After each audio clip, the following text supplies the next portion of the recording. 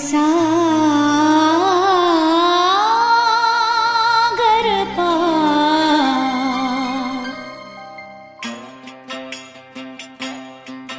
जो तुझसे लगन लगाए वो तुझ में ही खो जाए।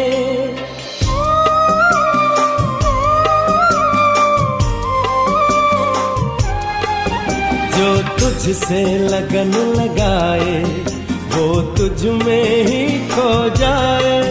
जो तुझसे योग लगाए वो परमानंद को पाए।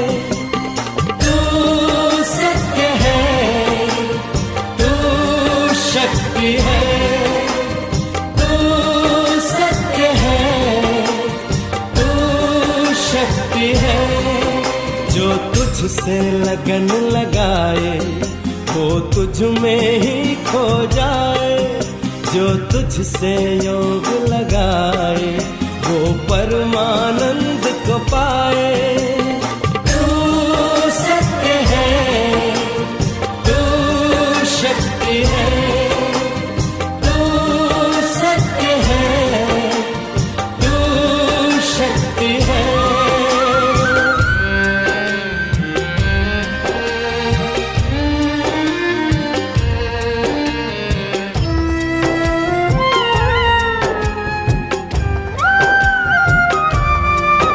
तू प्रेम का गहरा सागर, हम सारे तेरे मोती। हम सब का तू ही रचयिता, हम सब हैं रचना तेरी। तू सोमनाथ, तू शक्तिमान, तू देता अज्ञानी को ज्ञान। जो तुझसे लगन लगाए बिन मांगे सब पा जाए। जो तुझसे योग लगाए वो परमानंद को पाए।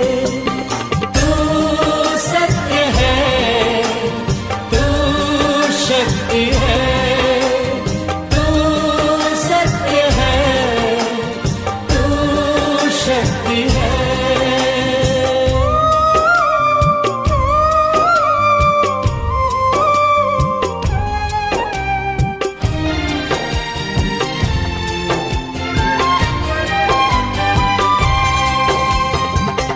एकाग्रचित होके कोई जो एक पल तेरा ध्यान धरे, मिट जाए उसके कलेश, हो जाए इस दुनिया से परे।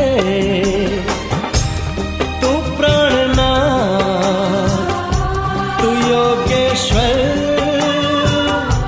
है, तेरा घर शांति का दर। जो तुझसे लगन लगाए वो तुझ में ही खो जाए। जो तुझसे योग लगाए वो परमानंद को पाए। तू सत्य है, तू शक्ति है, तू सत्य है, तू शक्ति है।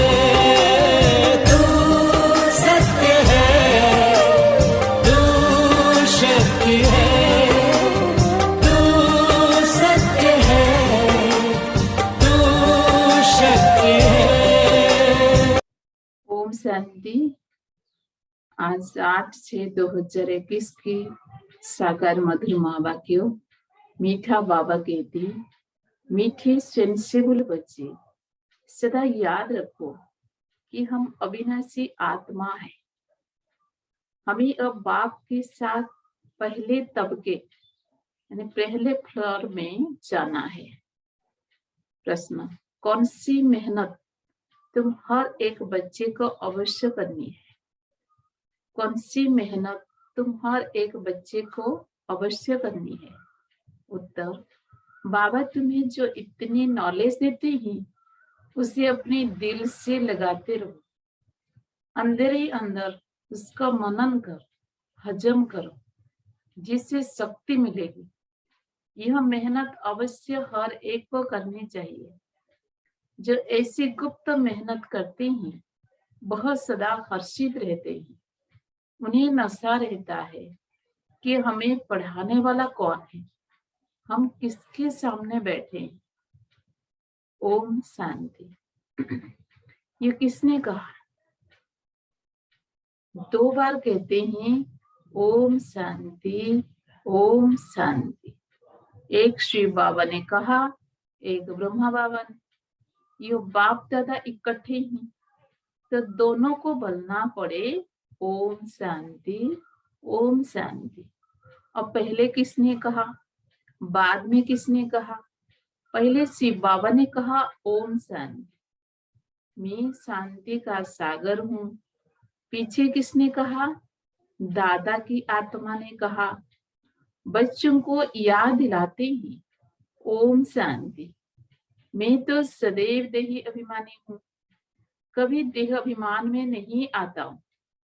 एक ही बाप है जो सदैव देही अभिमानी रहते हैं। ब्रह्मा, विष्णु, शंकर ऐसे नहीं कहेंगे। तुम जानते हो ब्रह्मा, विष्णु, शंकर का भी सूक्ष्म रूप है। तो ओम शांति करने वाला एक शिव बाबा है जिसको कोई शरीर नहीं। बाप तुमको अच्छी रीति समझाते हैं और कहते हैं मैं एक ही बार आता हूँ, मैं सदैव देही अभिमानी हूँ, मैं पुनर्जन्म में नहीं आता, इसीलिए मेरी महिमा ही न्यारी है। मुझे कहते हैं निराकार परमपिता परमात्मा। भक्ति मार्ग में भी शिव के लिए कहेंगे निराकार परमपिता परमात्मा है। निराकार की पूजा होती है, वो कभी देह में नहीं आते, अर्थात देह अभिमानी नहीं बनते। अच्छा, फिर उसके नीचे आओ सूक्ष्म वतन में, जहाँ ब्रह्मा, विष्णु, शंकर रहते हैं। शिव का नाम रूप तो देखने में नहीं आता है, चित्र बनते हैं, लेकिन वह निराकार है, वह कभी साकार बनते ही नहीं है। पूजा भी निराकार की ही होती है। बच्चों की बुद्धि में सारा ज्ञान है, भक्ति तो की है, चित्र बच्चों ने देखा है। तुम जानते हो सत्य त्रेता में ना चित्रों की भक्ति होती ना विचित्र की। बुद्धि में आता है परमपिता परमात्मा विचित्र है, उनका ना सूक्ष्म ना स्थूल चित्र है। उनकी महिमा गाई जाती है, दुख हरता, सुख करता, पतित पावन। तुम और किसी के चित्र को पतित पावन नहीं कहेंगे। कोई भी मनुष्य नहीं जिनकी बुद्धि में यह बात हो। ब्रह्मा, विष्णु, शंकर है सूक्ष्म वतनवासी। पहला तबका, फिर दूसरा तबका, ऊंच से ऊंच मूल वतन, उस तबके में रहने वाला है परमपिता परमात्मा। सेकंड नंबर तबके में सूक्ष्म शरीर वाले हैं, थर्ड तबके में स्थूल शरीरधारी है। इसमें मुझना नहीं है। यह बातें सिवाय परमपिता परमात्मा के कोई समझा नहीं सकता है। ऊपर में सृष्टि है आत्माओं की, उसको कहा जाता है निराकारी दुनिया। हम सब आत्माओं की दुनिया, इन कर्पेरियल वर्ल्ड। फिर हम आत्माएं कर्पेरियल वर्ल्ड में आती है, वहां है आत्माएं, यहाँ है जीव आत्माएं।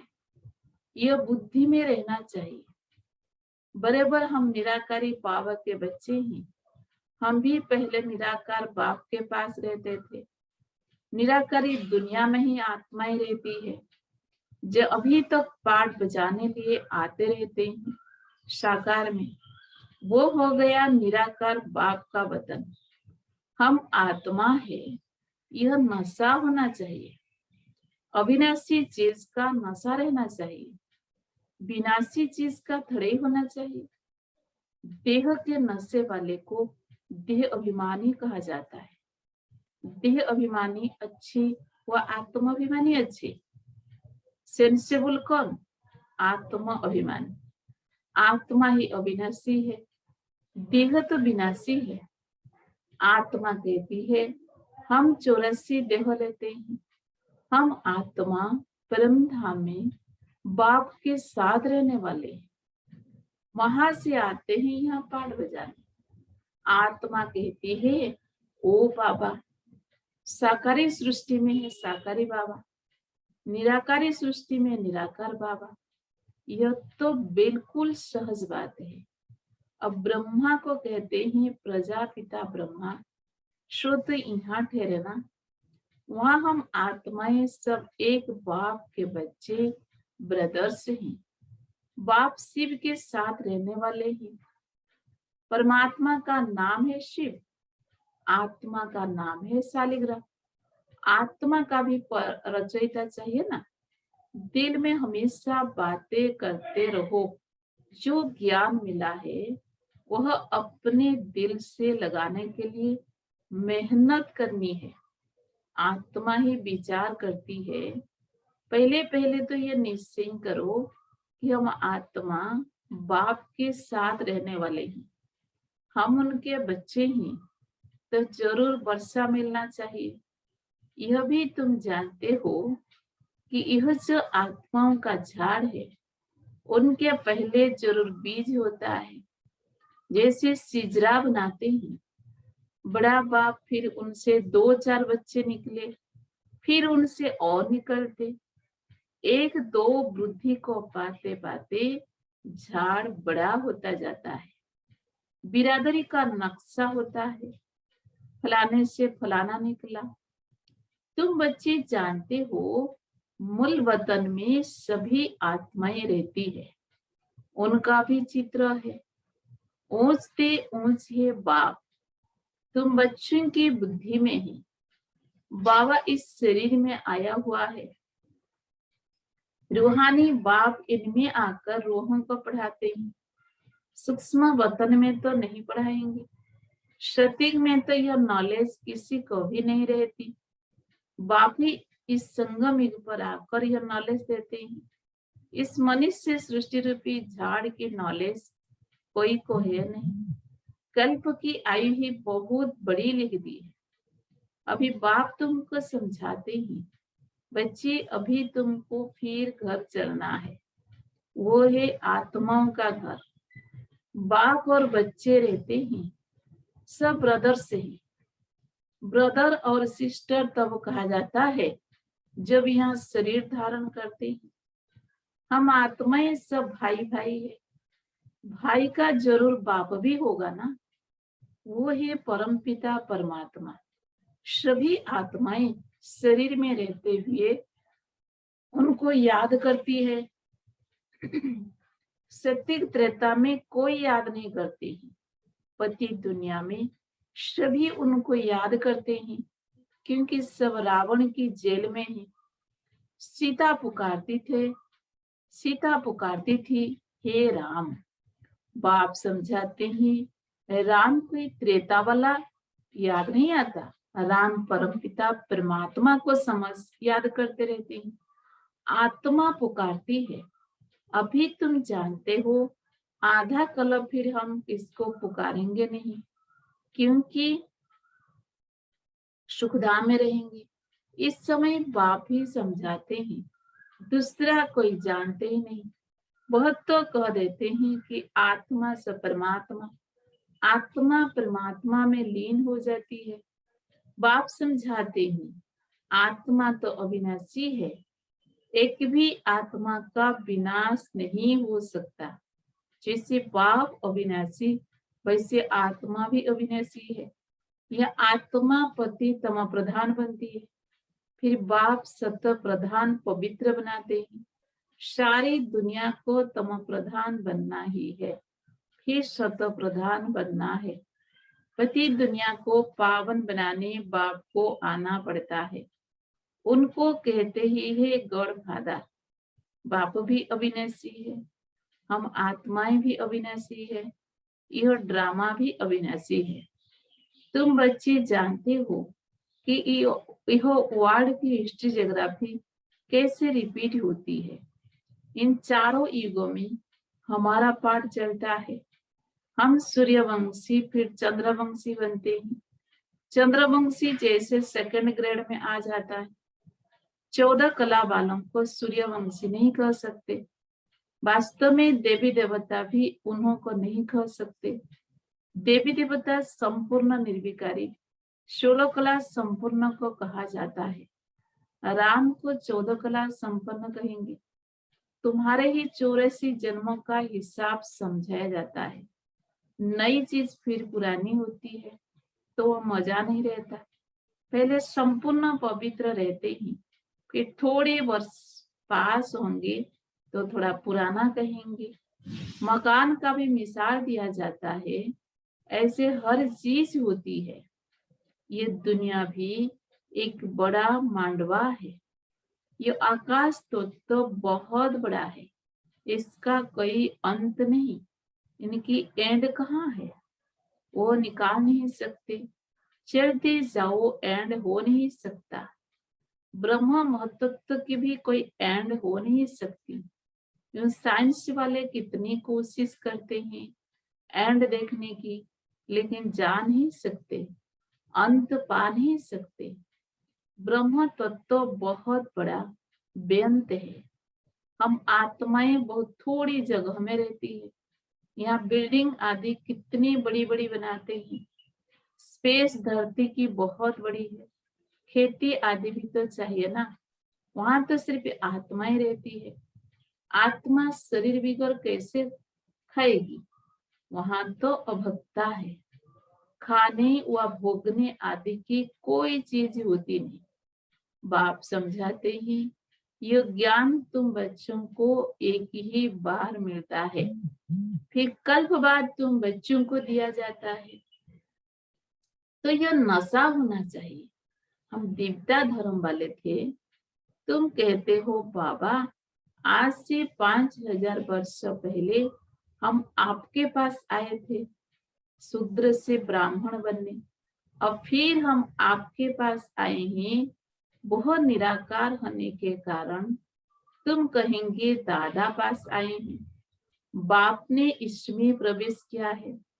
बाप कहते हैं जैसे तुम अर्गान्स ले पाठ जाते हो वैसे ही मैं भी अर्गान्स का आधा लेता हूँ, नहीं तो मैं पाठ कैसे बजाऊं। शिव जयंती भी मनाते हैं।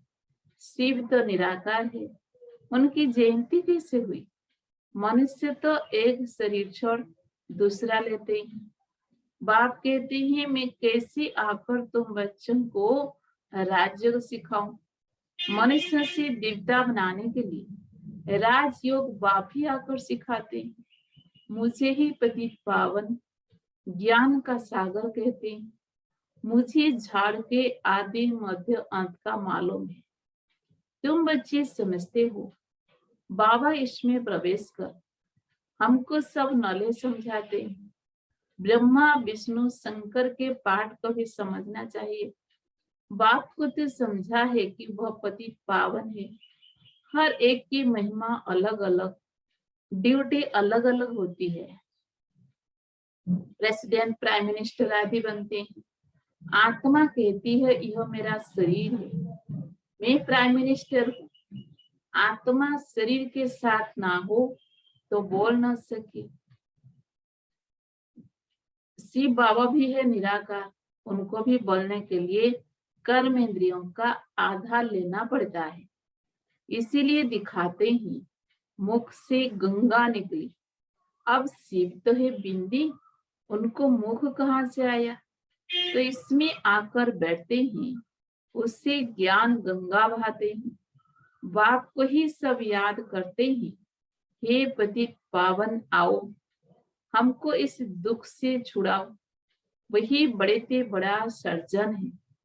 उसमें ही पतितों को पावन बनाने का ज्ञान है। सर्व पतितों को पावन बनाने वाला एक सर्जन है। सती में सब निरोगी होते हैं।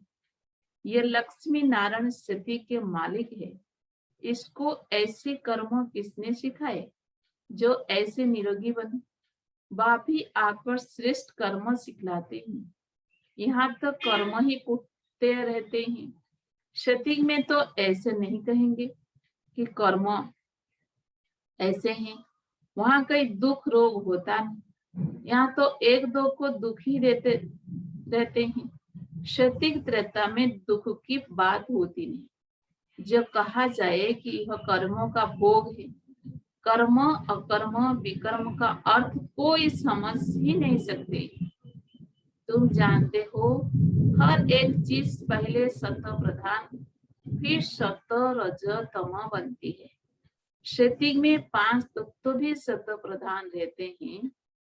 हमारे शरीर भी सत्व प्रधान प्रकृति के होते हैं। फिर आत्मा की 2 कला कम होने से शरीर भी ऐसे बनते हैं। सृष्टि की भी 2 कला कम हो जाती है।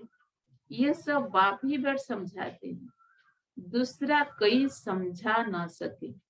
अच्छा, मीठे मीठे सिक्के लदे बच्चों प्रति माता पिता बाप दादा का याद प्यार और गुड मॉर्निंग। रूहानी बाप की रूहानी बच्चों का नमस्ते। हम रूहानी बच्चों की रूहानी बाप दादा को भी याद प्यार गुड मॉर्निंग, नमस्ते नमस्ते नमस्ते। धारणा के लिए मुख्य सार, अभी से ही बाप की श्रीमत पर ऐसे श्रेष्ठ कर्म करने हैं जो फिर कभी कर्म कूटने ना पड़े, अर्थात कर्मों की सजाएं न खानी पड़े। दूसरा, किसी भी विनाशी चीज का नशा नहीं रखना है। ये देह भी विनाशी है, इसका भी नशा नहीं रखना है।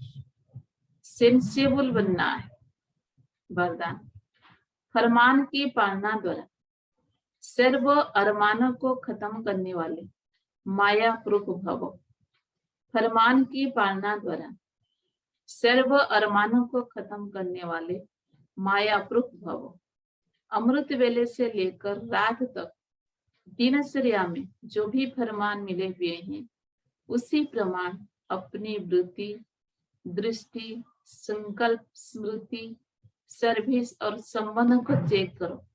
जो हर संकल्प हर कदम फरमान को पालन करते हैं, उनके सब अरमान खत्म हो जाते हैं। अगर अंदर में पुरुषार्थ का व सफलता का अरमान भी रह जाता है, तो जरूर कहाँ न कहाँ कोई ना कोई फरमान पालन नहीं हो रहा है। तो जब भी कोई उलझन आए तो चारों ओर से चेक करो, इससे मायाप्रूफ स्वतः ही बन जाएंगे। स्लोगन, अपनी सूक्ष्म कमजोरियों का चिंतन करके उन्हें मिटा देना, यही स्व चिंतन है। अपनी सूक्ष्म कमजोरियों का चिंतन करके उन्हें मिटा देना, यही स्व चिंतन है। ओम शांति।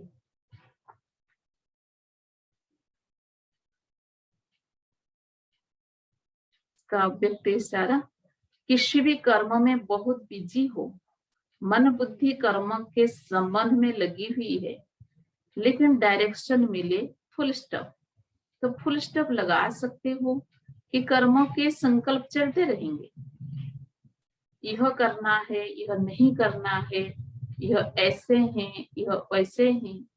तो यह प्रैक्टिस 1 सेकंड के लिए भी करो, लेकिन अभ्यास करते जाओ, क्योंकि अंतिम सर्टिफिकेट 1 सेकंड के फुल स्टॉप लगाने पर ही मिलना है। सेकंड में विस्तार को संभालो, सार स्वरूप बन जाओ। मीठी मम्मा का अनमोल महावाक्य। मम्मा सिर पर ज्ञान अमृत का कलश धारण कर अनेक सेवाओं के निमित्त बनी, लेकिन उनके मुख से कभी यह शब्द नहीं निकला कि यह सेवा मैंने की। सदा कहती पिता प्रसाद है, बाप से मिला हुआ सुना रही हूँ। उनकी वाणी में नम्रता, मधुरता, सच्चाई झलकती थी। मम्मा के समान हमें भी अपने मन में किसी के लिए ग्लानि नहीं रखनी है, कभी कड़वे बोल नहीं बोलने हैं, अभिमान में नहीं आना है। ओम शांति।